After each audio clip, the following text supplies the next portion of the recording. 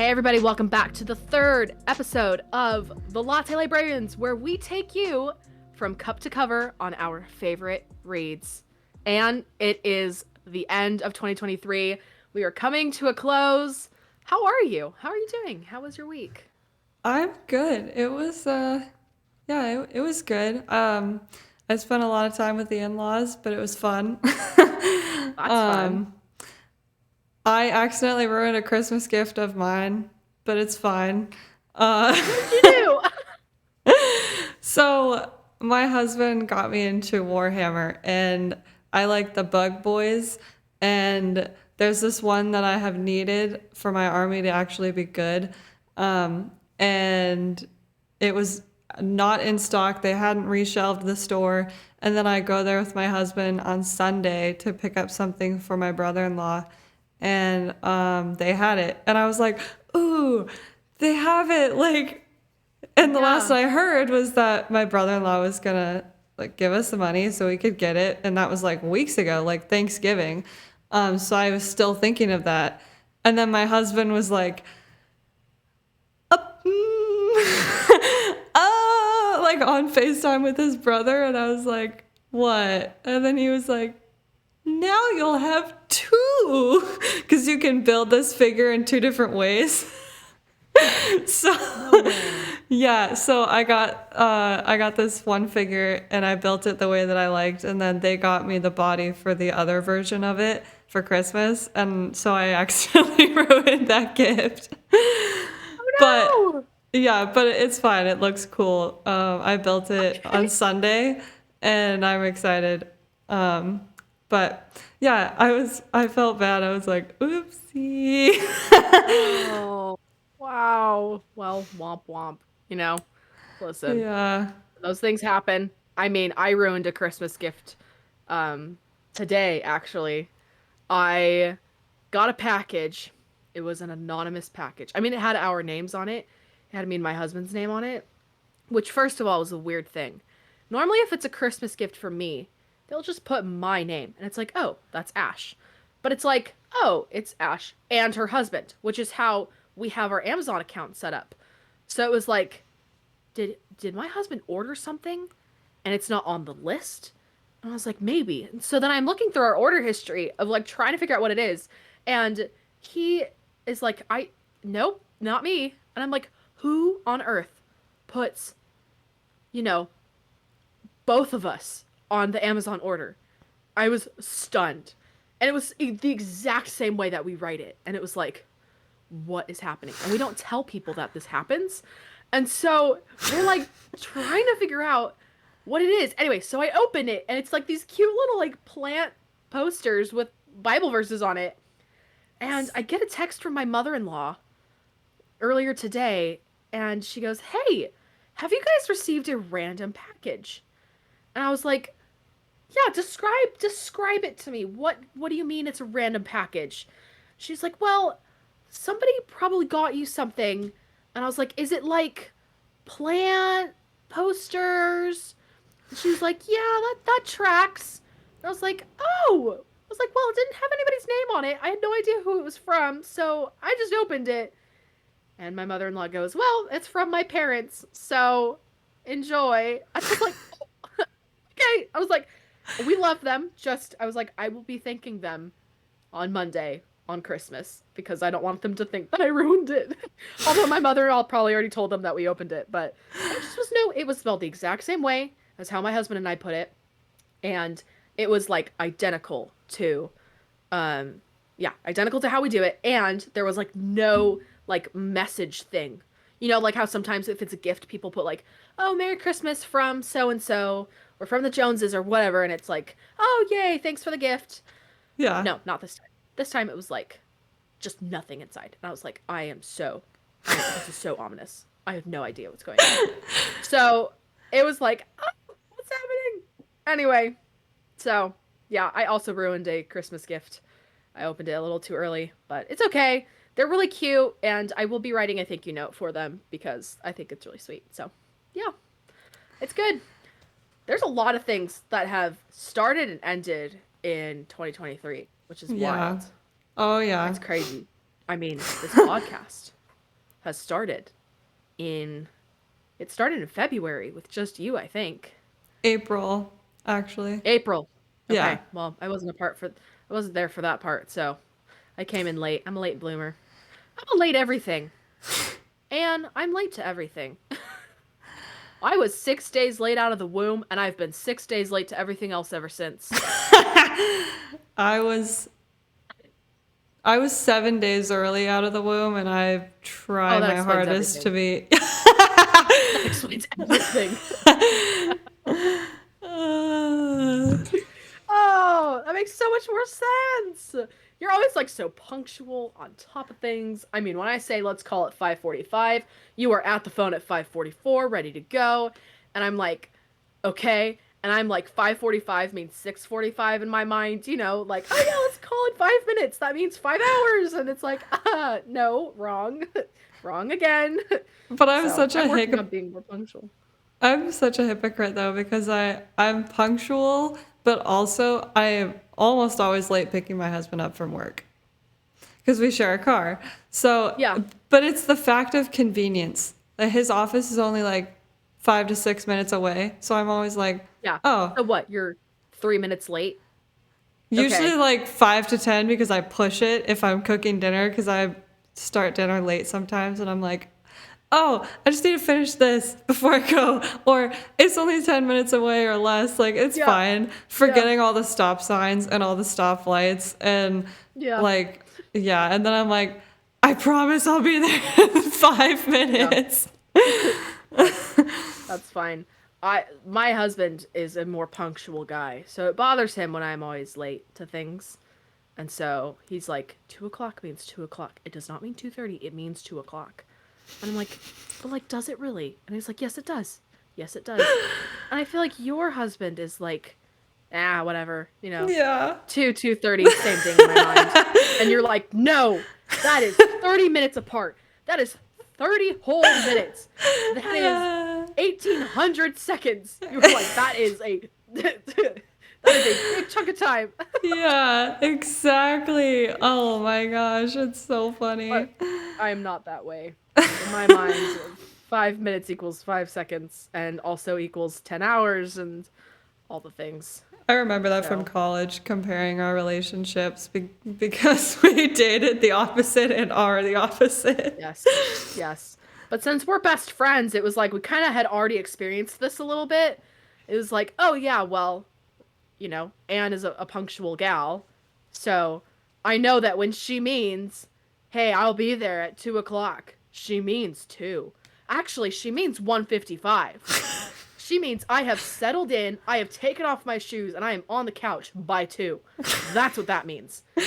2 o'clock Yeah. means I'm getting ready at 2 to I, leave. yeah, my brain actually in college was like, okay, to the cafeteria it's a 10-minute walk, so let's meet at 4:50 so we can eat by 5. Or at least be at the Yeah, caf at 5 when we said we would be eating exactly. dinner. Exactly.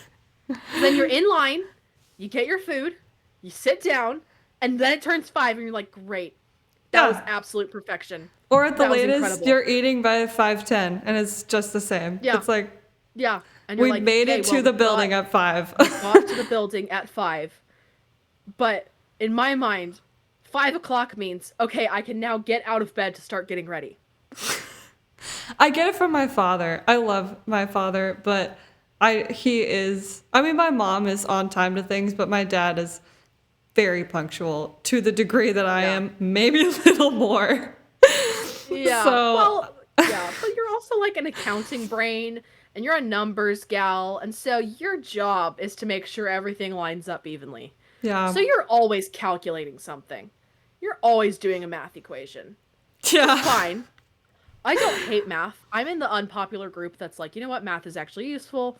I don't mind math. If you ask me to do a ton of math, I might get tired really fast, but I don't hate it. I know there are some kids who are like, I'd rather die than do math.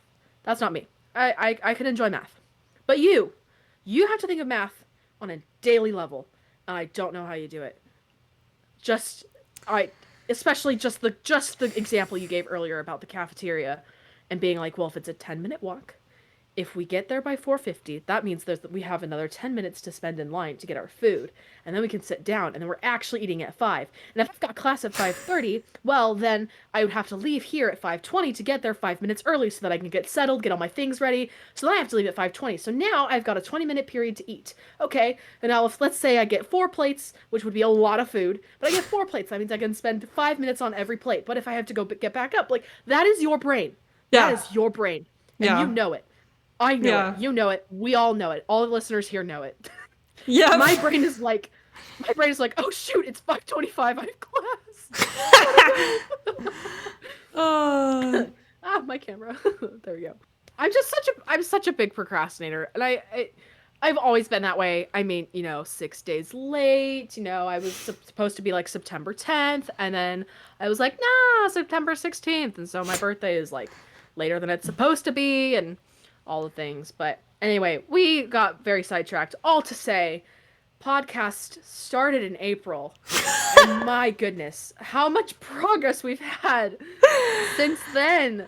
Now Yeah. I'm a co-host, which is so fun. Love doing this. Love every episode. Love all the content we're making. Which And it wasn't really that big of a change because, like, to the audience, Ash was helping me with all of my social media, how to make Reel popular, how to get Reels out, what time, all of that stuff. And she helped design the One More Chapter stickers. So she was kind of already a co-host without being on the episodes. Like, it was like, right. Right. I was like, I was there. I was your honorary co-host at the time, gal behind the scenes. And then it was like, you know what? Do you want to join? I was like, yes. And so yeah. then I just started showing my face and all the things. But what I love is that this podcast has you in it so that we stay on top of things and we're on track. Ding, If it ding, was ding. up to me, this podcast would be over. Because I would get tired and forget to post and it would just be done. And I'd always push it off to later. And that's why you're here. It's because you're like, hey, we're gonna make 4 posts this week, and I want this and this and this at this time. I'm already scheduling this and this and this and this. And I'm like, oh my goodness, the power, the glory, the awesomeness, the greatness, the magnitude of this schedule. What do we have? It's a Google document with all of our things planned on it. Yeah. It's like it's a very like it's so original, like we're using the finest technology out there.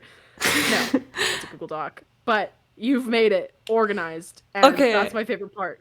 Yeah, that actually makes me feel really happy because I know I can be very analytical and very like we need to do this, this, this, and this. It can be to a fault. So there were times when I was like, do you want to do this for a feed post or a story post or a reel, like blah, blah, blah.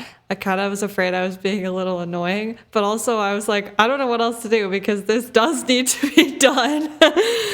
Yes, no, and that's what's needed. I'm like, I love it. I need that kind of energy for everything I do in life. And like, I just need somebody to tell me this needs to be done. So we need to do it. Just tell me what it is and I'll just schedule it. And I'm like, oh my goodness, can you like be like my assistant? That sounds so mean. Like that sounds like you're worse, like lesser than me. Not at all. You are far greater than me. I need to hire you as my planner because I literally have so many like fun ideas. Here's the thing. I love thinking creatively. I have a big imagination. I have commitment issues, and that's my problem. Is I can start something, and I've started maybe like 7 different business ideas. I've started them, and I never follow through ever because I'm like, oh, this post is going to take 2 days. I'll do it tomorrow. And then tomorrow never shows up because it's tomorrow.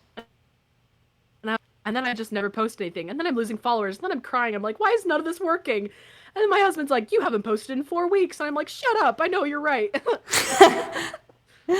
Anyway, so, yeah. But we're thankful for you. We're thankful for your punctuality and your analytical brain. So thank you for starting this, and thank you for letting me join. But yeah, what a year! I mean, you and I had big years this year. Yeah. You and I both. What did we do? We graduated college, both of us. Got I married got a 6 marketing weeks degree. apart. Yes. Oh my goodness. And we were both in each other's weddings. So fun, by the way. To all the audience listeners out there, if you've got a best friend and you guys are getting married around the same time, be in each other's weddings. Unless your best friend is your significant other, then please be in each other's wedding because that'd be really awkward if you weren't.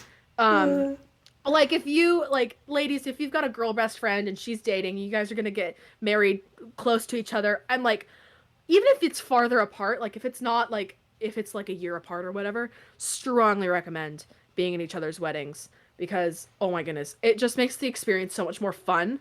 And then whoever gets married first can be like the little guide to the person who gets married second. And it's like, hey, guess Yeah. what? I just went through this. So here's what I did. And then you can be like, oh, great. I like that idea. I'm going to take it this way. And it's like, okay, great. Anyway, Yeah. so Yeah. I it's got good. married second, and Ash was a huge help with everything. And, Thank you. well, the things that she could be from a distance. Like, yeah. Well, But, yeah, but yeah. I mean, even the day of the wedding, it was like, okay, well, hey, here, yeah. listen, this is what happened. You're gonna need some water. You're gonna need this. You should Yeah. bring this. The day Don't, of, yeah, yeah, the day of you were huge help. You and my yeah, maid of honor, well, all my bridesmaids, but like, yeah, yeah, you guys, you were so helpful. And even your yay. husband was really sweet. Your husband was like, Oh, you doing okay? I was like, yeah. Just like sweating and nauseous in this hot weather doing pictures outside, but I'm fine. yeah, Getting yeah, married. yep, yep. And but we got through it. Weddings are an intense day, but we did it. You're good. We both Yeah. got married. So, yay. And we're both co-hosts on a podcast. Like there's just so many things that have happened in this year and it's like so weird that it's coming to an end because I'm not going to lie. 2023 felt like it started 14 minutes ago. Like honestly, I'm like looking at the calendar and I'm like where has the time gone? Like what happened? But also it's like you and I, well technically, you and I also both got engaged at the beginning of the year. A week apart, yeah. Yeah, we were a week apart. January 7th was you, and January Yeah. 14th was me. Listeners out there, listen, we have crazy lives. But it's like yeah, crazy in the weirdest way. We don't do like stunt or daredevil or anything like that, but it's like we just do big life-changing things right around the same time of each other. Yeah. Not planned. Not planned. Please keep this in mind. The engagement was not planned by us, obviously. Yeah. Graduating was planned, I guess, but that just happened to line up because we're around the same age. Yeah. But like the marriage thing, not planned. No. Like getting married in within 6 months of each other, not really planned. Um, being a co-host on a podcast, not planned. But that's what makes it fun. Yeah. I like the impulsiveness. Anyway, Yes. so yeah. So, Um, okay, well, I have a question for you. I have a question yes. for you. Ooh. Um, I I want to know like some of your top things of the year. And I know we're going to get to books later, but I want to know like other things besides books. And because we're the Latte Librarians, I feel like it's fitting to just ask you, what has been like a go-to coffee for you? I know that like, you know, seasons change and so there's different like coffee drinks that you go to for each season. So it's not like you can have an all-time favorite throughout the entire year unless somebody out there can have that and maybe you do. But I'm just saying it doesn't have to be like I don't have a favorite that's like that tops all the others. Like you can give me like two or three favorites, but I want to know as a caffeinated co-host, what's your favorite like coffee of My 2023? my favorite coffee overall is chestnut praline latte at Starbucks. It's only at Christmas, but it's my favorite Starbucks coffee there. And when it's not Christmas, I usually just get.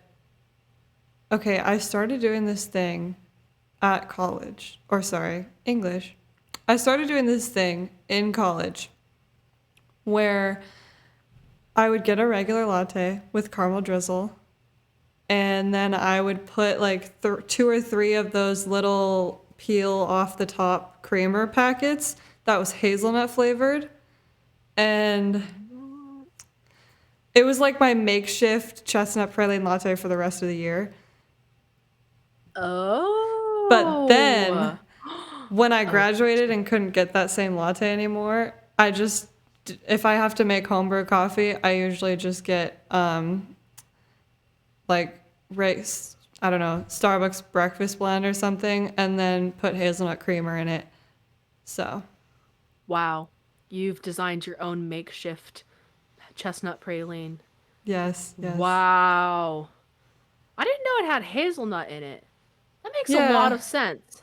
it tastes like Wow. hazelnut, so I think I, I guess it does. I never put the two together because I'm not very analytical.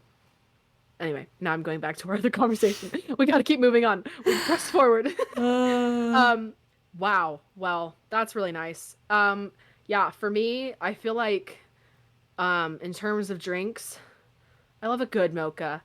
Um, especially during like the fall winter seasons. Um, the first time I ever experienced a white Christmas, which being in LA, it never happens. So you have to go somewhere for Christmas to experience a white Christmas, like snow. And I had traveled up to the Yosemite area, the Yosemite National Park, and we were staying at a place and it had snowed um, on it snowed on Christmas Eve and Christmas Day, and we were like, "This is awesome!" And now we were gone for like maybe a week, and we were up there, and I was trying to like make a good drink for like the cold seasons, and I figured out I love hot chocolate. I love hot chocolate. A good cup of hot cocoa. Honestly, Swiss Miss is great. Get that hot water. No, wait, not hot water. You get your packet and then you pour in your espresso in the hot chocolate. Then you get a oh, candy cane and you get either some milk or you get like whipped cream and it's like a peppermint mocha hot chocolate gloriousness. Oh my perfection. goodness. I mean, it's like my go-to for the holiday season. And I'm like, and the Starbucks peppermint mocha doesn't quite match. I think they use like a dark chocolate blend and the Swiss Miss is a milk chocolate, so it tastes different. So um for like Starbucks drinks, I might get the chestnut praline or I might go for like the sugar cookie one. But like I typically will stay in that sweeter realm. I think the peppermint mocha is delicious. It's just not quite the same as my standards have been set too high, and they've been set too high with my Swiss Miss homemade gloriousness. um, but yeah, like in the summer, I'm basic vanilla latte or macchiato, whatever. I like iced coffee a lot. I only drink hot coffee when it's like winter, when it's cold. So, yeah. Yeah, me too. I Yep. recently started drinking chai lattes. A friend of mine Ooh. gave me a chai latte concentrated mix, and I put it with water, and then she made her own homemade creamer, and those two together are really good. It sounds so good. I Yeah. do love chai. I do love chai lattes. Um, yeah, I can get behind a good chai. There's this one place that I had a chai down in LA, and it was like this little mobile coffee cart, and they had like a chai, and they called it the Spice. And it was like a chai latte with like a cinnamon dust on top, and I had like 4 cups of it. It was like it was they had it at a work event, and so it was free.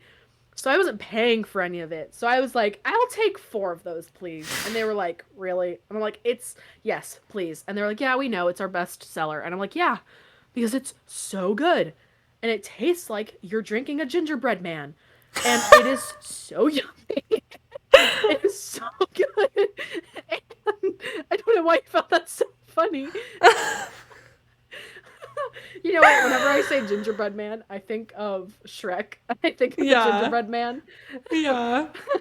I just think it's so funny you're like drinking a gingerbread.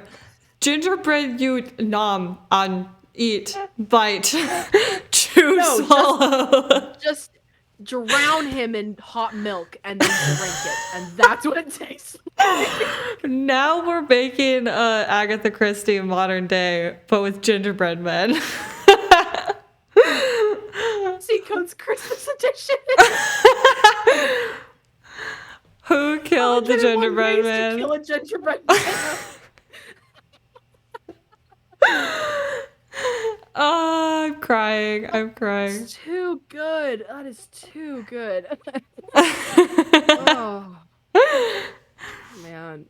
Yes, but I'm dead serious. It tastes like gingerbread latte. Like that's how like spice heavy it is, but it's also like Yeah. creamy. Very good, very good. Anyway, So good. yes, let's drink a gingerbread man. Anyway, that's the only way I could think of comparing it. Like I couldn't think of anything else. Like honestly, think of eating a gingerbread man and then having a cup of like hot milk. But like why would you ever have a cup of hot milk without anything in it? Yeah. Like weird, you know.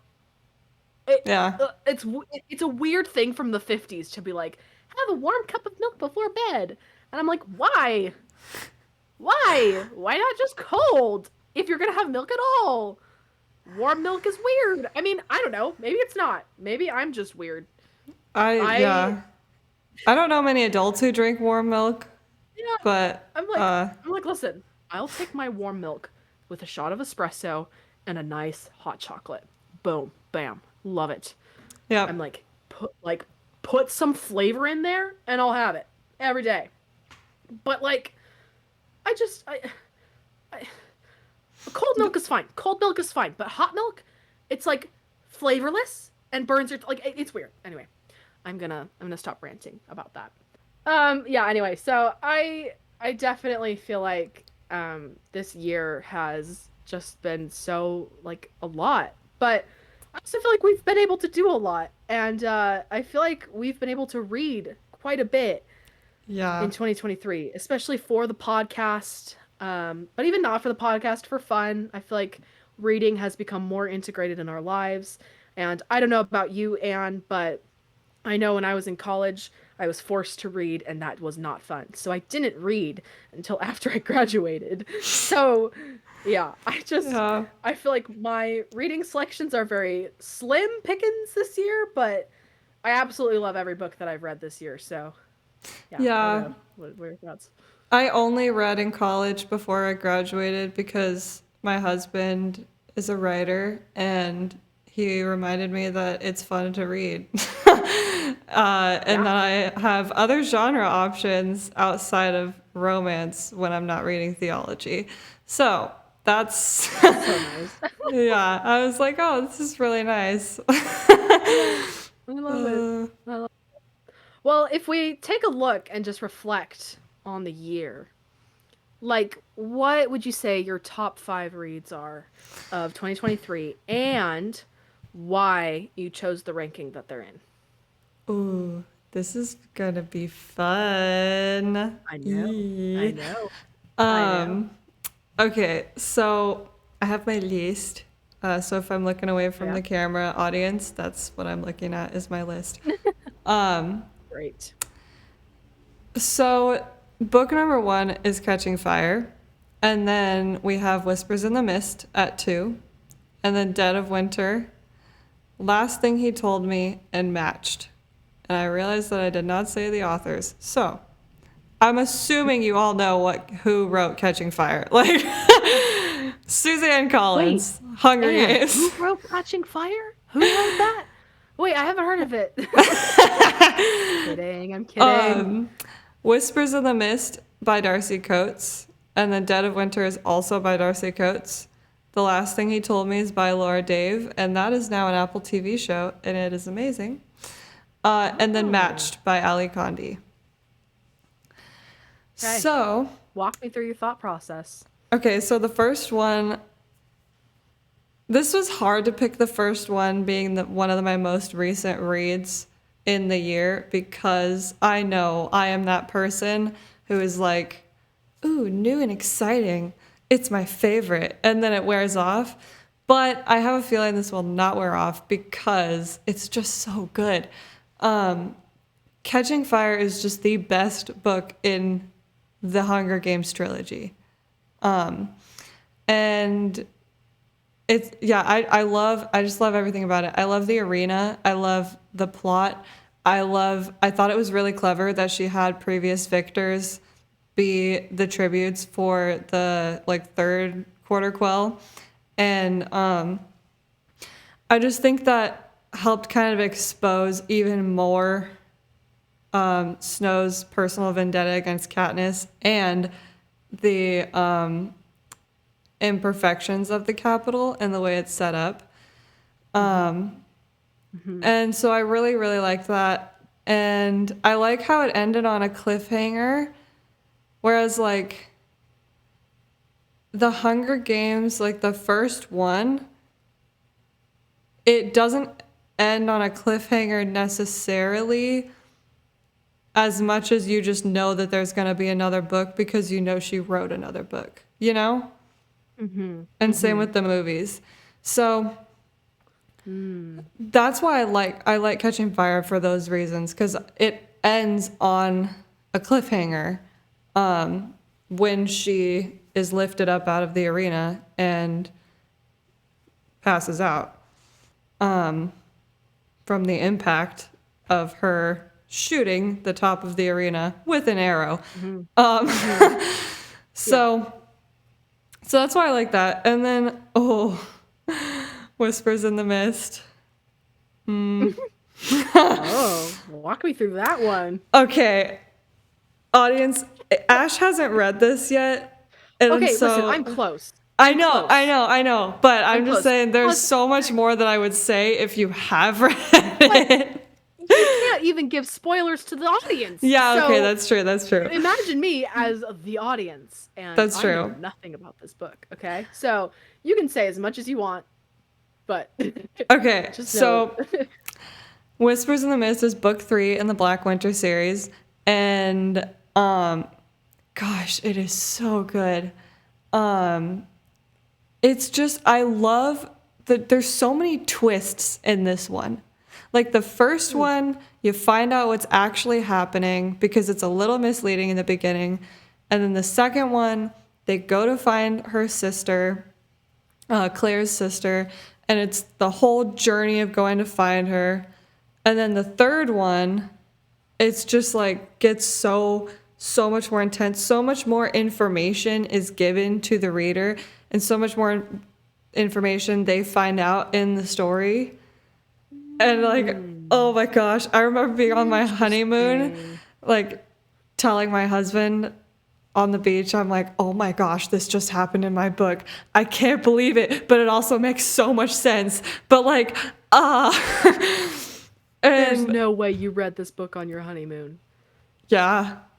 Oh my Yeah. goodness, that's wild. Yeah. Oh yeah. No, my husband is the beach lover. He loves the beach, but I'm the one who loves to just tan. And so I brought my books with me. He brought books too. Okay. He brought his other books that he reads. So I'm not just, Well, respect. Mutual respect there, I guess.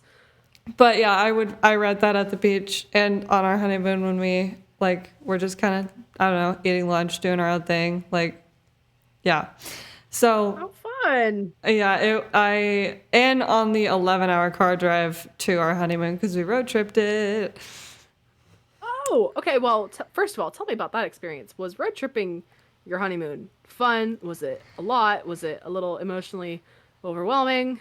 No, it was the most fun, honestly. It was so much fun. Aww. Yeah, it was great. Sweet.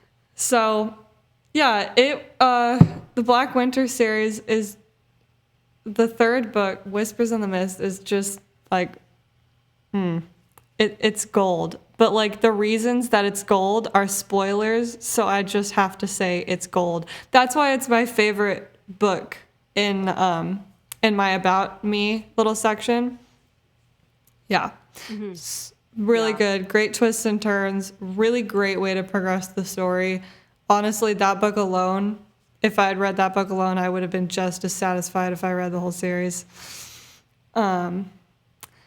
So, Wow. Interesting. Um, yeah, so then we have book number 3, Dead of Winter by Darcy Coates. Ooh. That that book, I swear, it blew my mind. That book was wow, I don't even like it just had so many twists and turns. Like, okay, actually, it really didn't. It was like kind of a steady paced story through the whole thing. But then when you get to the end, it gives you the fattest twist, like PHAT, fattest twist ever. And I was literally like, what is life after I finished this book?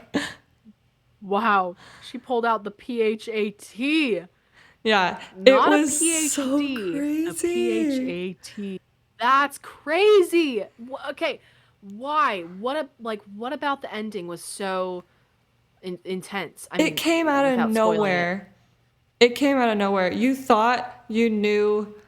Okay, basically, the synopsis of the book is a mystery killer. Like everyone's dying and no one knows how, um, or no one knows who's doing it, Mhm. and you think like when you're like 75-80% through the book, you think, okay, it's that person, like they got it, yes. But it's like all the memes on Instagram that are like all is resolved, but there's 100 pages left in the book. And so you keep Oh, it's like, reading. well, clearly. Yeah, so you keep reading and then you find out that actually the person you originally thought was the killer was actually killed. And then you're like, wait a minute, who did that? Yeah, What the? yeah. Uh, And then you think this next person, after that person dying, is the killer. And then you see them die. And then you're like, there's nobody left except for the main character whose perspective I am currently reading. And they are obviously not the killer because they are freaking out throughout the entire book. So, what just happened? And then you find out what happens when you read it and you lose your mind. You're like, I'm sorry. What?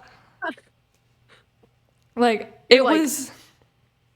you're like, pardon me as I pick up my jaw from the floor. Yep. It was Unbelievable. insane. It was such good writing. Like I loved how she did that. I loved how Darcy did that with this book because Mm-hmm. it was like no other twists I had ever seen. It was Mm. it was kind of Wow. like okay, we're running out of time for like twists and we're running out of Mm-hmm. people for who it could be. Mm-hmm. And then she was Yeah. like, "LOL, I had this the whole time." You And you're know what? like, Actually, psych, I got aces up my sleeve, and you're like, "Oh, "Yeah." You're wow, like, "That is an okay, ace made out of gold." dang, Yeah, so that's crazy. it was crazy. I loved it. Also, guys, this is the book that I listen to my coffee shop playlist to, and I still have songs in my head that I'm like, oh, I was reading this part in this specific murderous book. Like, and it's only this book that I have those moments. It's like smooth jazz. You're like, ah, murder. Yeah, I'm like, oh, this is the part where this character died, or this is the Oh part. no! Oh, that's And so I'm like, funny. okay. You're like, well, okay, that sounds about right. Yeah, I know it sounds like That's this should great. be number one for me, but it's number three. But it is still so good. Definitely Yeah, recommend that. And then, hold on, I got off on a tangent being so excited about you're that. fine. Okay, Go ahead. The Last Thing He Told Me by Laura Dave. The reviews on this are terrible. Um, well, not terrible. I'm Oh, okay. speaking dramatically, but it's like They're 3.8 just or something less. like that. Okay. Yeah. Okay. And but I thought it was amazing. And they came out with a TV show of it, and it matches the book almost perfectly. But Really? Okay. Okay. Can I ask you? Are you like a watch the show before the book, or like, sorry, I mean, read the book before watching the show? Is that kind of your vibe? And you know how people say the book's always better. Like, thoughts on that with this book? I I did read this book before watching the show. Okay. Um, and I think, yeah, I think the book was better because obviously it was more accurate. Like there was one Mm-hmm. thing in the show that was different than how the author wrote Mm-hmm. it. Um, Mm-hmm. but I think in all the main points and even down to the details of where they go in the book was reflected well in the TV show, and reflected accurately. And it really just kind of put like faces to what happened in Oh, the book. interesting. Yeah, so that was good. Okay. And then my last one is Matched by Ali Condi. Mm-hmm. Yeah, that one It's a good one. also jaw dropper in certain parts, but not out of like, oh my gosh, I can't believe that just happened, like the Darcy Coates books, but more out of like, bruh, why, what are you doing? It's like you heard in episode 2, guys, like it was just like we knew it had to happen for plot, but also it was like, no, just, And just, it's just like, what is going on? yeah, yeah. Yeah. Yeah. So I totally get it. it was good because I always consider a good book a book that makes my jaw drop or makes me Hmm. text my friend and be like, what the crap just happened? Or I Yes, have to tell I was that someone. friend. Yeah. And that's what all of these books did.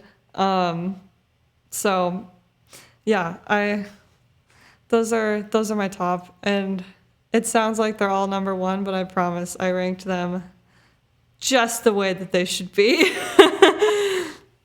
Well, okay. You know what? When it's like a close tie, I feel like the fact that they made top five is great, you know? Yeah. Anyway. Yeah. What about you? Um, What are your books? Top 5 books oh for my this goodness. year? I think I've only read five.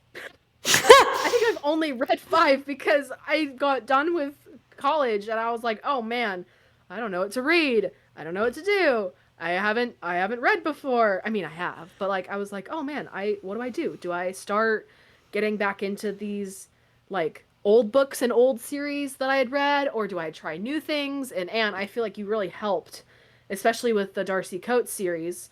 And she has two spots in my number five, Darcy Coates. I mean, she did for you too, so I feel like it's like, yeah, she's pretty amazing. So Yeah, she's definitely my great. number one, I think, is Voices in the Snow, because I haven't read number one yet, or I haven't read number three yet, which is Whispers in the Mist. So I feel like at the moment, Voices in the Snow is top tier. And I think the reason why is because I had never read like horror genre before. And I was kind of skeptical of it. I was like, I don't know. I'm not a fan of horror movies. I feel like there's just too many jump scares. I feel like I just am always dying from the suspense, and I don't want to like be all uncomfortable during the entire movie. And I was like, I just also don't want to like have nightmares for that night. You know, I was like, I don't know. I just don't want to have to deal with that. And I was like, well, I don't want to read horror books if that's going to be the same. And so I didn't really want to touch that area. I was like, I don't know. That just seems like, I don't know, seems freaky. But I mean, when you and you were like, I highly recommend the Darcy Coates Black Winter series, I was like, okay. And so I got the first book and I was very excited. I was like, oh man, I like cannot wait to try this. But I'm also like nervous. I'm like, I've never read horror before, so I have no idea what's gonna happen. I have no clue how is this gonna go. And guys, listeners, audience, anybody, everybody, if you've ever been skeptical about horror before, please try reading Darcy Coates because it is so thrilling and suspenseful in a great way. Like it, well, I could not put the book down. I just wanted to get to the next page to see what was going to happen. And that's not like me for horror movies where I'm like, I don't want to watch because I know what's going to happen. I'm like, oh no, she's going to get brutally murdered alive and I don't want to watch. Like, no, like, I know what's coming. But this, it's like, I have no idea. I have no clue. Is she gonna die? I don't think so. I've got 200 more pages left, so she clearly can't die. Plot armor, you know. But at the same time, I'm like, what are they going to do? You know, in the first book, just a quick synopsis, there's like an apocalyptic styled theme. It's a little bit of sci-fi, it's a little bit of horror, it's a little bit of thriller. It's the mix of all the things. And the main character Claire, she finds herself in a car accident, wakes up, and she's in this weird mansion. And pretty much she has to learn, first of all, to trust this random man who brought her to this mansion. And he's like, hey, you were in an accident and I saw you and it's winter outside and you were going to freeze to death. And so I brought you in. And she's like, I don't know who you are. My ribs are broken. I want to leave. Find me a knife so I can kill you. Like, that was her relationship with this guy for a long time. She's like, I don't know who you are. You could be kidnapping me. I have no idea, because she can't remember the accident. So she has no idea what's happening. And so then the entire book is like her figuring out her dynamic with this other character. And then also there's these creatures. We don't know what they are. You're given very little information. You don't know how things happen. You know that there's random events that happen and take place, and you know that the weather is crazy. But that's it. That's all you know. And so then it's like, but then there's also like these like humanoid things, and they have different levels of intelligence. So it's not like a zombie apocalypse where it's just I'm a zombie. Like, and they like walk at 0.2 miles an hour. Like, I could crawl faster than these guys walk, Like, that's not this kind of apocalypse, Like, No. these are unique humanoid-like creatures. They're all different shapes and sizes, but they're all a lot of them have varying levels of intelligence. And so there are some that will like stalk you and watch you from a distance and not get close until they know all of your patterns, all of your movements, everything about you to know when to strike the best. And then there are some that just lunge right at you and rip out your rib cage, and you're like, "Oh my goodness!" But those are pretty easy to like defend and prepare yourself for, because you see them coming, and it's like, "Okay, great. I know I'm not gonna. I know I'm not gonna like, be jump scared. I see him charging at me. I've got a shovel. Whack, whack, whack. But with like these like more intelligent ones where they're like more quiet and stealth like, that's terrifying. And they're all over in this mansion. They're all over the place, but they're hiding. And so it's like you think you're safe, but something feels off. Anyway, and that's like the entire book. And it's like she walks down a hallway, and she's like, what? And Anne, you put it so eloquently about how the house itself contributes so much to the plot, as if it's the plot itself. Can you explain that to me again? Like, I loved the way you put it. Yeah, you have to understand the way the house is laid out to understand the story. And I say that because these creatures, like Ash was just explaining, hide in crevices of the house. They hide in the walls sometimes, they hide in other things, and this is a huge, huge, old, like, $1 million rich people mansion. And it's old. It's supposed to be a family thing that was passed down through generations. And so it's really great because when they say that, oh, all of this is happening in this room, then you're like, okay, Claire just walked down the hall. The hollow is in the kitchen, which is downstairs, but then their bedroom is in the hallway upstairs. So you have to understand the layout of the mansion to understand the proximity of the creature to them. Not necessarily that it's like would help you figure out what's about to happen, because no, it wouldn't, because Darcy Coates just didn't do that, like, which is amazing. But more to just, like I said, understand what's happening. Like, okay, they're in their bedroom, and that's on the second floor in this hallway. And there are hollows in the attic. What's the vicinity of the attic? What's the vicinity of the kitchen? And then there's a green room where they grow all their vegetables and fruits. And then there's the kitchen. And then there's all these other bedrooms for the maid's room. So it's not like the standard little cookie cutter home, which makes the story more interesting because it kind of makes your brain think harder, so you can really understand what's going on. Because I caught myself not really understanding what was going on when I didn't know the proximities of who was where in the mansion. Mm. So that's what really drew me to love that first book, is because yeah, it's it really puts a lot of weight on the way that this old mansion was built, and even the outside in the yard, like shed to house. There's this random little lake next to the house, but then like the house to the woods, and then the woods to the I'm gonna repeat that phrase. The house to the woods, and then the woods to the road, and it's all like you don't know how far they are in their journey or in anything in the house if you don't understand the layout of Mm. everything, and it just makes it so much Mhm. more cool. Mhm. Yeah, and I mean, yeah, like you put it, I mean, there's three stories. You've got a kitchen, you've got like all these add-ons. Like the house isn't truly complete in a sense. It's just it was an original house and then it was added on here and it was added on here and it was added on here and it was added on here. So it became a mansion through morphed additions and extensions, and so everything feels unorganized. And you have to have a mental layout, which by the way, you saying proximity, I immediately thought analytical brain. It's you, analytical brain. I was like, "Oh my goodness, there she is. There's Yep. our little numbers gal." I was like, "I love this. This is so fun." But like it's true, you have to think like almost like an accountant and just think, okay, they're on the second floor.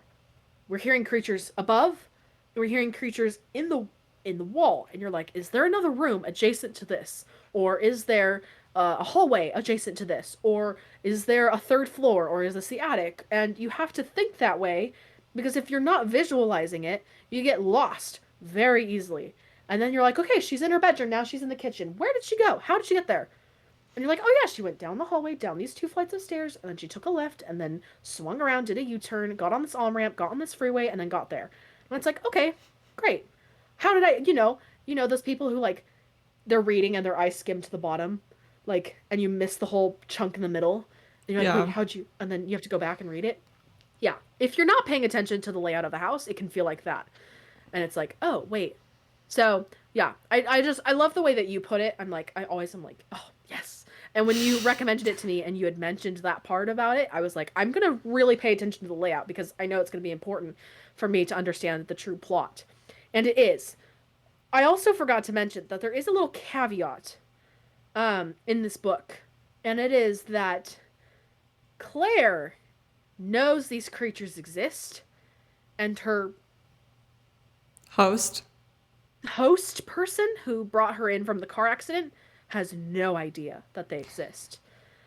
Yeah, And she's so the one then, who starts figuring it out. Like, yeah. So then you're kind of seeing it from her perspective of like she's psychologically noticing things are wrong. And this guy who's lived in this mansion his whole life is just like, "Oh, it's the creaky floorboards. Oh, it's just the wind. Oh, it's just this. Oh, it's just that." And she's like, "No, no. I'm seeing humanoid shapes." And he goes, "It's just you're losing a lot of blood." And she's like, "But no. Like I'm also seeing that and that. And what about this?" And he's like, okay. Yeah, totally. Totally. Yep, they're totally real." And she's like, "You don't believe me." And he goes, "I don't know what you're talking about." And she's like, "I can't believe you." Anyway, but that yeah, that also is changing the dynamic between these two characters. And all of a sudden, it's like it comes to this climactic point, and you're like, what's gonna happen? Is he gonna see them? Is he gonna realize? And all these things start happening. He starts blaming her because he doesn't know that there's other. Anyway, I'm yeah. getting way too carried away, but I just absolutely loved this book. It was definitely my number one of this year because it was a new genre for me. The plot was absolutely page turning, and I think the ending that it was left on was just absolutely incredible. So, yeah. And Voices in the Snow by Darcy Coates. Oh, yes, go ahead, sorry. yeah, and you as the reader kind of get tricked into being on Doran, who's the guy that takes her in. You get kind of tricked into getting on his side because you know that she's gone through so many injuries, doesn't remember the accident, is losing a lot of blood, has a lot of things. But at the same time, you also see where Claire is making sense because she says in the book that the kind of wounds that she's recovering from in his house are not ones from just a car They're accident. like They're like they're like scratches. scratches. And she's like, Yeah. that's not metal. That Yeah. wasn't, you know, it wasn't like I had a sheet like a rake go through me. They feel like claws. They feel like an animal. Yeah. But she doesn't remember anything. She doesn't remember what happened. She just knows she's somewhere where she's not supposed to be and she needs to get back to her car. And the guy's like, "Your car is demolished." And she's like, "What are you talking about? I was just in my car the other day." And he's like, anyway. Yeah. So then you just, yeah, it's like you want to believe her, but you're also like, it's very possible that you could just be going crazy. But then you're also like, I know that, there's an apocalypse happening because I didn't pick up this book if I didn't know otherwise, Yeah. Like, anyway, so there's that Yeah. element of it too where it's like, yeah, I love it. I absolutely love it. It's just so good. So if there's anybody out there who's like a little skeptical about horror, I at least strongly recommend this book to get started in it because it didn't feel like the classic, scary ghost movie horror story, Yeah. It didn't feel like that at all. It was more like a more psychological horror kind of thing, and it was incredible. So, that's definitely my number one. Number two is Matched. And I think because I've read it before, I'm able to look at it with different details and with a different set of eyeballs and to be like, oh, yeah, I remember. That's how that goes. And you're like, oh. So I really appreciated just being able to read it again. I think I read it last time. I think I was in junior high or high school. It's been like 6 years since I've read it. So I felt like it was okay for me to read it again and to count it as like a new read. Because I was Fair. rereading it and it was like, I'm older. I have a different pair of eyeballs. I feel like I have a different perspective on life. Like I can really start to understand this. And I like this book because it feels almost perfect. The reality they're in feels almost right. And a quick synopsis about the book, which if you guys haven't read or listened to the second episode, then I don't know what you're doing here because the second episode talks all about this book. Yeah. And it's just absolutely amazing and incredible. But it's pretty much just a quick synopsis is like this girl, she's in a society where every decision is made for her. She doesn't have to worry about diseases, sickness, poor nutrition. She doesn't have to worry about a lack of education. She doesn't have to worry about inequality. Everything is very analytically planned out. And Anne, I think of you every time when I read this book because it's like, oh, the statistics. It's statistically proven to do this, that it's statistically proven to do that. But they plan everything down to who you marry, how many kids you have, when you die. Um, all of these things. And it's like your life is just played out for you by the societies, what they call themselves. And it's like, it sounds like it should be perfect. It sounds like a utopia, But, in reality, humans aren't perfect.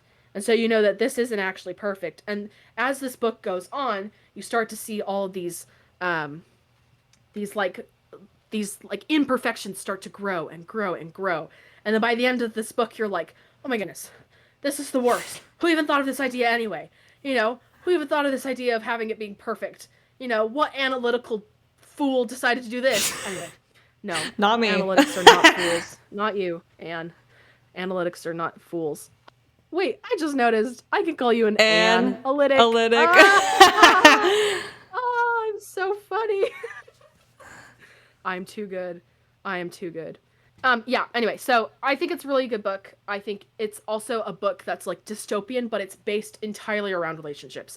The book is called Matched because at the beginning of the book, the main character, her name's Kasha, and she is going to her matched banquet, which is where you get paired with your partner for life. You don't get married right then and there, but you get to know who it is because normally it's like a person not from your city, and so then you have to get to know them over the next few years, and then you get married when you're 21. So she's 17 or 18, I don't quite remember, but she's around that age at this time, and so then she like meets her best friend. And it's like, okay, this is great, and then as she's like, because this is like futuristic stuff as well, so it's all like technologically advanced, and so then because normally you don't know this person that you're getting matched to, you're given like a little microchip about their lives, about the person that you're getting matched to. So you're like, who is my soulmate anyway? Like, who is this person that I get to marry eventually one day? And so she plugs her little microchip in at home, and another person pops up on the screen. Anyway, so Cash is going to her matched banquet, and Normally when you go to your matched banquet, you don't know the person that you're going to be marrying. You don't know who they are. It's probably somebody from a different city or a different town or a different district. So because of that, they typically give you a microchip, and it's a microchip about your soulmate, who you're going to potentially marry one day, all the things. And so Kasha takes hers home, but she already knows who her match is, which is very unlikely. It's very uncommon. And she is like, "Oh, it's my guy best friend from all of my life." And so she's like, "This is great. This is perfect." But she enters in her microchip at home, and a different person pops up on the screen. And she's like, "That's not the person that was at the banquet. Wait, what's going on?" She's like, "And I know this person too. It's two people that I know," which is like statistically near impossible in this society. And she's like, "What is happening?" And so then this entire book is her trying to figure out what's going on. Which, of course, if you haven't listened to episode 2, we dive into this a lot deeper, and I seriously recommend it Yeah. because it allows us to really unpack this whole relationship dynamic between all these characters.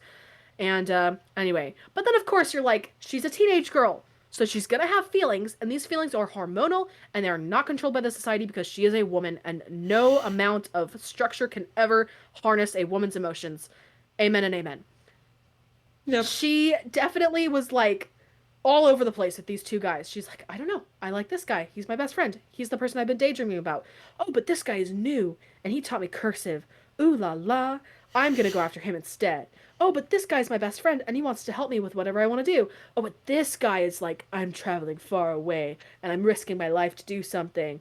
And she's like, "I'm with you." And her best friend's like, "Well, what about me?" And she's like, "You're great. We're besties." And he's like, "Did you just friend zone me in the future?" Like, anyway. And he's like, "But I still love you." And she's like, but anyway, it is heart-wrenching, just to say the least. And so I definitely am like, I like it because it keeps me on my toes and it sets me up for the other two books, which I hardly remember anyway. So I'm excited to get back into them, which I am in crossed now. So anyway, I'm excited. But that's matched for me. That's number 2. Number 3, Hunger Games. It's a classic. It's so good. Yeah. And I feel like it definitely makes top 5 for me almost every year. And so it's top 5 for me this year.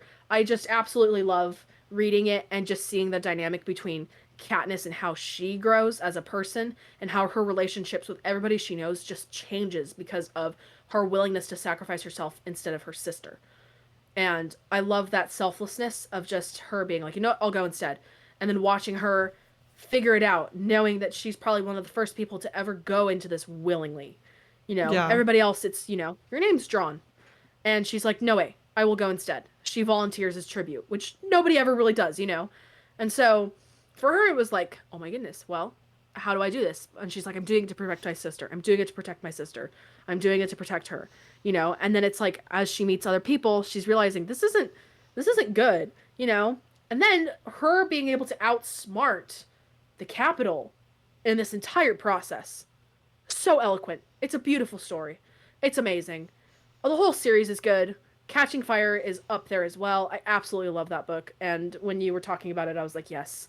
All the analogies and all the analytics of it is just so good. It's so Yeah. good. But So good. I feel like Hunger Games, there's a classicness and a nostalgia to it that I'm like, it just has to make my top 5. Yeah. Yeah, and then number 4, let me look. I have Crossed by Ali Condi. So again, this is the second book in the Matched series by Ali Condi, and I absolutely love this one because it is a great runway for the third book. And that's the thing, is sometimes they're not fun books to read, but they are very important books to read because it is the build up for the third and final book. Yeah. That this like ongoing story building and this big runway into whatever the third book is, the grand finale. The grand finale is more grand if you've had a longer runway to build up to it. Yeah. And I feel like that's what Crossed does.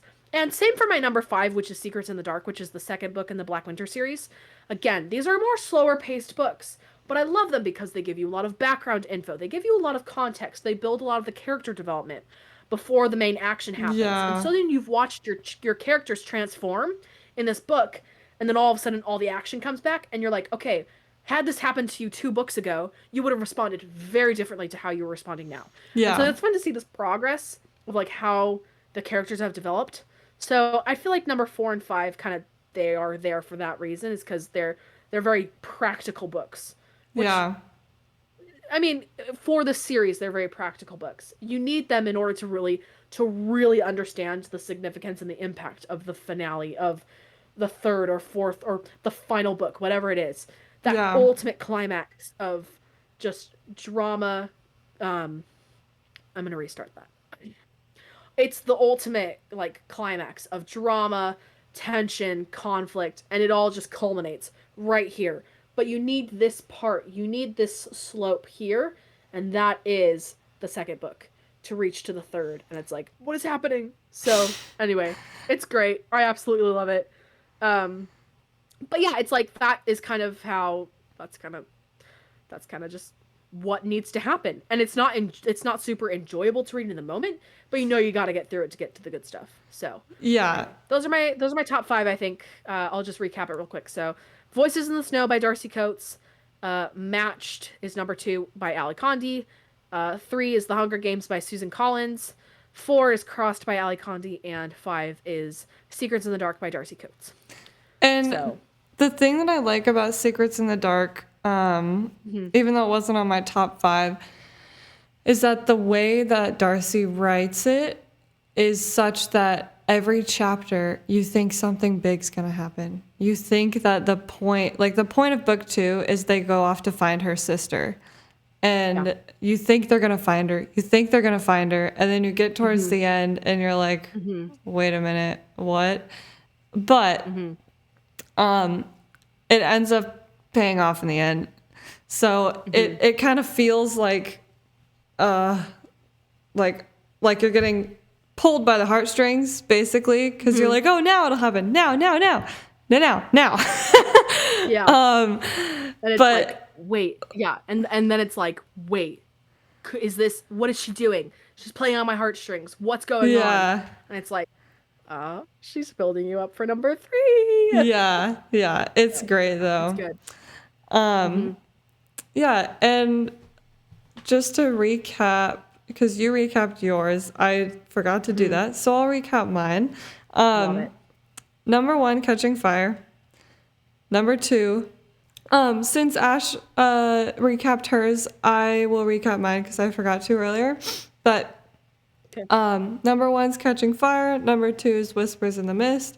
Number 3 is Dead of Winter. Number 4 is The Last Thing You Told Me, and number 5 is Matched. Hmm. Number 2 and 3 are Darcy Coates' book. Number 1 is Suzanne Collins. Number 4 is by Laura Dave, and number 5 is Ali Condi. Love it. I love it. Wow. What a year, Anne. We made Yeah. it to the end of 2023. And for those of you who are listening, and for those of you who have recommended books to us, and you have been like giving us all these ideas, and also just for those of you who've been recommending books to us and doing all that kind of stuff for us, I mean, it's been so fun to see what you guys are loving and what you've been reading this year. It's also just been super fun to hear what you guys want us to read. And so I think we're going to talk about our next, like what we're going to read for 2024 in our next episode. This episode will be coming out on the 19th, I believe. I will Yes. confirm. Is it the Oh, 19th? Okay, great. no, it's Is the it the 20th. 20th? Yes. The 20th. Wednesday, the 20th. It's coming out on Wednesday. Um, and we were gonna do an episode, but next week, but because it's the holidays, we're gonna take a break. So there's not gonna be an episode for Wednesday the 27th, but there will be another episode on January 3rd of 2024. Wow, that's weird to Yeah. say 2024. I That is so know. weird. I'm like, I'm not ready, but also I'm very ready. Um, Anyway, so just wanted to let you guys know that we're not going to be having an episode on the 27th so that we can enjoy the holidays and you guys are able to enjoy it as well. I know that you guys love listening to this, but it's always a good time to just have a break for everybody to just enjoy the holidays, enjoy their Christmases or Yeah. Hanukkah or whatever you celebrate, and it's like just enjoy it and take some rest. We've made it to the end of the year. 2023 is over almost. And so it's nice to just kind of sit back and relax a little bit. But anyway, so January 3rd is going to be our next episode release. And in that episode, we'll be talking about our 2024 to be read list. And so we will be taking your guys' suggestions. And also, if you have any other suggestions, or maybe if you want to share with us what you will be reading in 2024, we'd love to talk about that on this podcast here too. So, yeah, just let us know your feedback. We always love hearing from you guys. One more thing before I forget. We did decide to extend our giveaway. I know we said we were going to announce the winner of the giveaway for that book, the matched book. We were going to announce the winner for that today, but we decided we were going to give you guys another extra 2 weeks because we love you guys and we want this to be like a New Year's holiday, like New Year, new book kind of vibe. And so we've extended the giveaway to January 3rd, and we'll announce the winner on the podcast. So you'll have to tune in to hear the winner for that. And then reminder, just so that you guys know how to enter. It's our giveaway post on our Instagram feed, which is at the lattelibrarians.pod. And you just kind of answer the question that's there, and then put a green heart emoji at the end so that we know you've made it to the end of this episode, or to the end of last week's episode. You've made it to the end of the episode and you know the secret instructions. And these secret instructions aren't included in the giveaway post. So we want to know, how you guys rate your books, and if you like our coffee rating, which is I think what we have as the prompt for the giveaway post. But then put a green heart. Just put a green heart. Even if your favorite color is green and you put a green heart anyway, and you haven't listened to this episode, congrats, you're entered. We don't know any better, Yeah. So yeah, just green hearts all around. We love it. But yeah, just wanted to give you guys that quick announcement. So number 1, we're not going to be having an episode on the 27th. And number 2, we extended the giveaway to January 3rd. So yeah, just wanted to give some quick housekeeping agenda items. So yeah. And do you have any last thoughts? Yes, I want to add that we will finally be on YouTube. So if you are listening by this point and you want to see our facial reactions to everything we say or everything we've read, please check out our YouTube. It's the Latte Librarians, just only the Latte Librarians. And you'll see our logo in the profile picture and in our image behind the profile picture. It's dark green, the Latte Librarians, with a cute little steaming cup of coffee. So we were not able to get up the first 2 episodes due to some tech issues, but thankfully my husband thankfully my husband has been an amazing IT guy. So we love our homemade tech support. Yeah, so this 3rd episode will be on YouTube.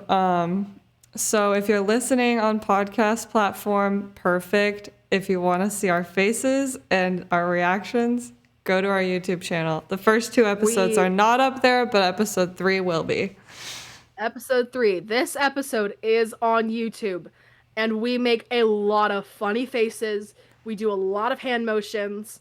We make explosions with our fingers, where our jaws are on the floor. We're dropping. We're laughing so hard. All the things. Yeah. And it's so fun. So if you guys want to watch something entertaining while also listening to something entertaining, our beautiful faces are there for that. So yes. And you'll see our aesthetics. You'll see our 2 vibes that we have happening in our video chat. Kind of. At the moment, this is not my permanent aesthetic.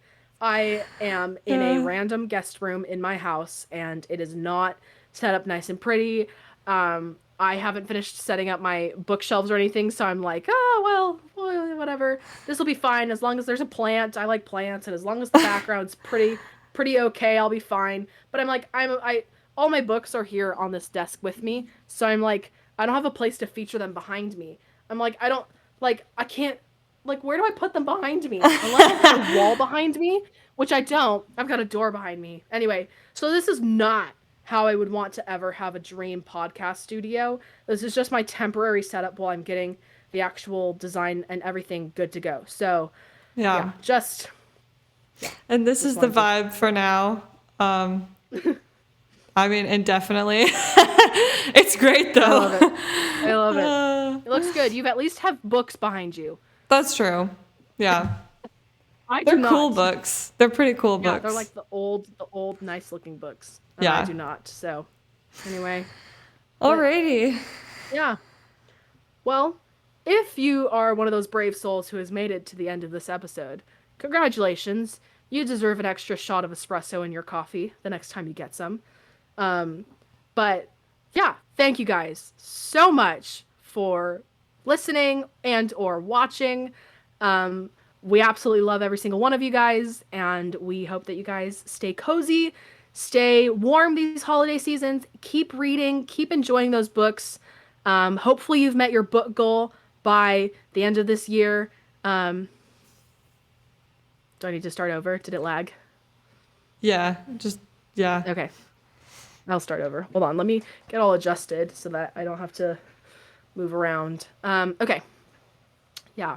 Anyway, wait, where did it get cut off? Should I just start the whole thing over? Because I can. Sure, yeah. Okay. All right. Yeah, so anyway, thank you guys so much for listening. If you're one of those brave souls that has made it to the end of this episode, well done. You deserve an extra shot of espresso in your coffee the next time you get one. Um, you are just an absolute trooper, and we love that you guys listen to our rambling and just we love talking about books, and we're glad that you guys find this to be somewhat entertaining to listen all the way through, however long this episode is. But yeah, we hope you guys have a great rest of your year. We hope you guys have just a wonderful holiday season. Enjoy time with your family. Keep reading, stay cozy, stay warm. I know it's a pretty wet season right now. There's rain here, and I'm sure there's rain all over the place. So just stay dry, stay warm, stay right by that fireplace. Get those cozy vibes in. Everybody needs them. And yeah, enjoy the rest of your year, guys. Yeah. We'll see y'all next year. We will see you next year. Have a great rest of your day, everybody. Stay cozy.